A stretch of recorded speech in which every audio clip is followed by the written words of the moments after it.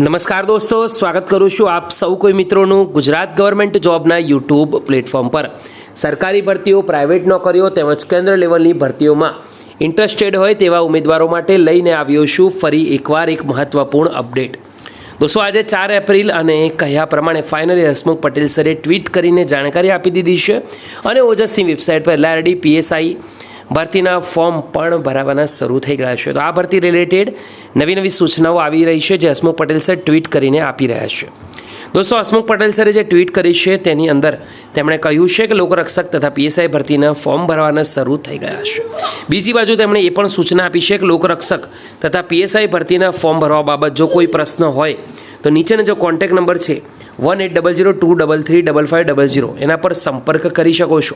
બીજી બાજુ ઘણા બધા ઉમેદવારોને ઘણું બધું કન્ફ્યુઝન છે, જેનું કન્ફ્યુઝન દૂર કરતાં તેમણે કહ્યું છે કે અરજીમાં પોતાનું નામ ધોરણ 12 અથવા સમકક્ષ પરીક્ષાના ગુણપત્રક મુજબ દર્શાવવાનું છે। ગેજેટ દ્વારા કે લગ્ન કારણસર કોઈ ભૂલના કારણે ધોરણ 12ની માર્કશીટમાં નામમાં ફેરફાર હોય તો પણ ધોરણ 12ની માર્કશીટ મુજબ જ નામ લખવાનું છે। સાચા નામના પુરાવા દસ્તાવેજ ચકાસણી વખતે આપવાના છે। દોસ્તો, લિંક પણ આપવામાં આવી છે ઓજસ પર, તેના પર જઈ અરજી કરી શકો છો। બીજી બાજુ ધોરણ 12ના ગુણપત્રકમાં તમારું નામ કે અટક આગળ પાછળ છે તેનાથી કોઈ ફરક પડતો નથી।